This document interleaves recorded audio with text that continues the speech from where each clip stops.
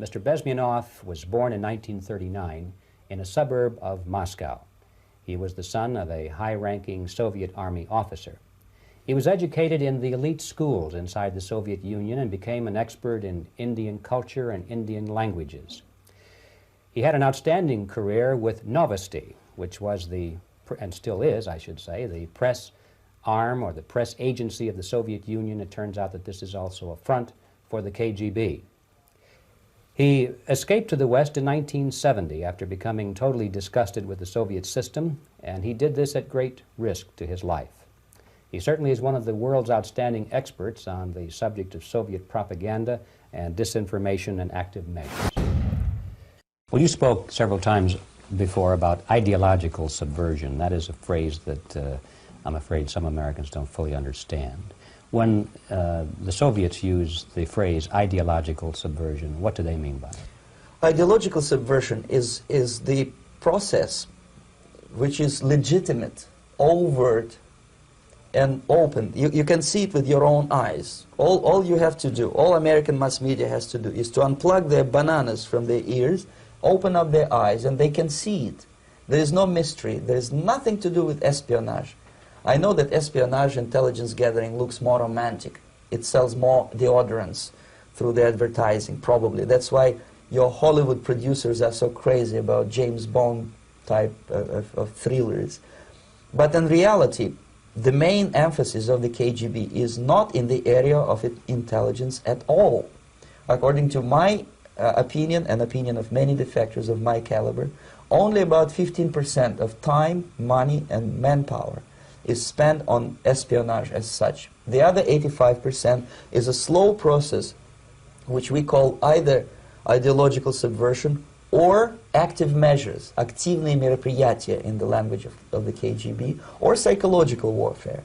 What it basically means is to change the perception of reality of every American to such an extent that despite of the abundance of information, no one is able to come to sensible conclusions in the interests of defending themselves, their families, their community, and their country. It's a great brainwashing process which goes very slow, and it's divided in 4 basic stages. The first one being demoralization. It takes from 15 to 20 years to demoralize a nation. Why that many years? Because this is the minimum number of years which requires to educate one generation of students in the country of your enemy, exposed to the ideology of the enemy. In other words, Marxism-Leninism ideology is being pumped into the soft heads of at least 3 generations of American students without being challenged or counterbalanced by the basic values of Americanism, American patriotism. The result you can see. Most of the people who graduated in the 60s, dropouts or half-baked intellectuals, are now occupying the positions of power in the government, civil service, business, mass media, educational system. You are stuck with them. You cannot get rid of them. They are contaminated. They are programmed to think and react to certain stimuli in a certain pattern. You cannot change their mind, even if you expose them to authentic information, even if you prove that white is white and black is black, you still cannot change the basic perception and the logic of behavior. In other words, these people, the process of demoralization is complete and irreversible. To get rid society of these people, you need another 20 or 15 years to educate a new generation of patriotically minded and common sense people who would be acting in favor and in the interests of United States society. And yet these people who've been programmed and, as you say, in place and Yes. who are favorable to an opening with the Soviet concept, these are the very people who would be marked for extermination in this country? Most of them, yes. Simply because the psychological shock when they will see in future what the beautiful society of equality and social justice means in practice, obviously they will revolt.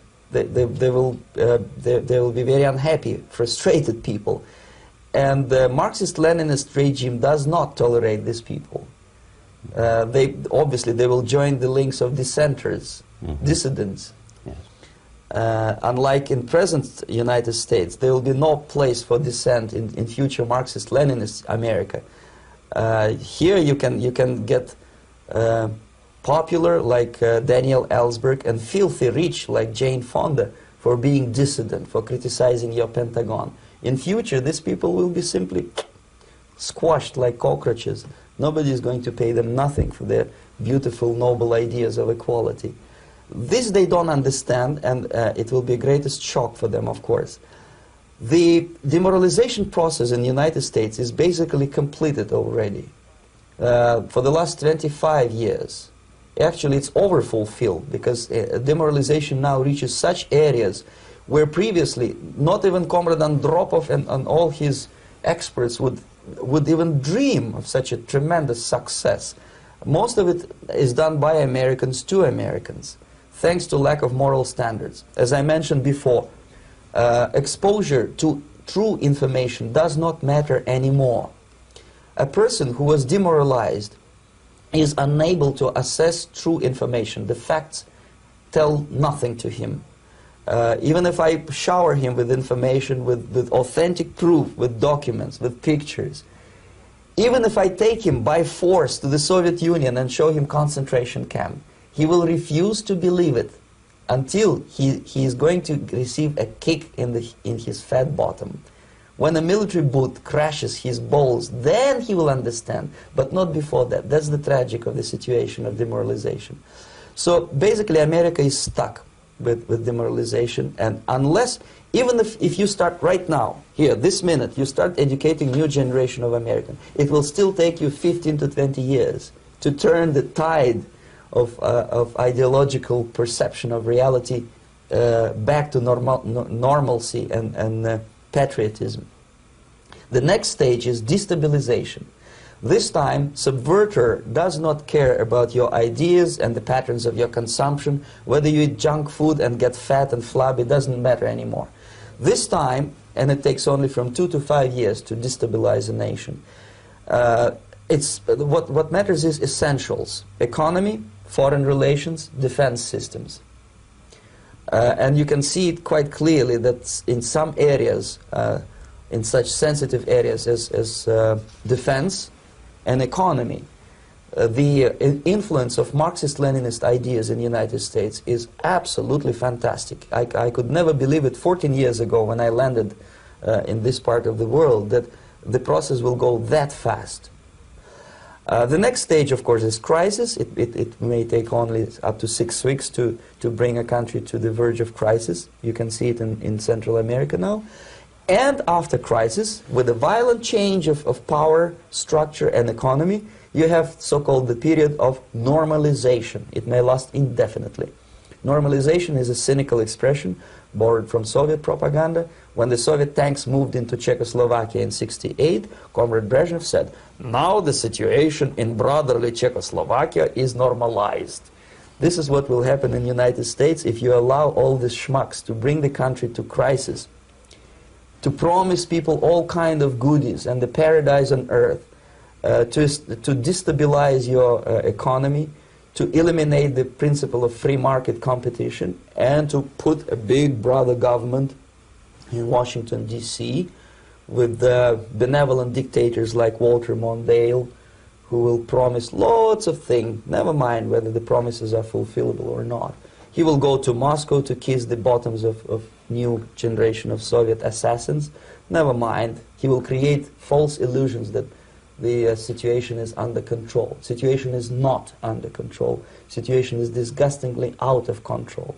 Most of the American politicians, media, and educational system trains another generation of people who think they are living at a peacetime. False.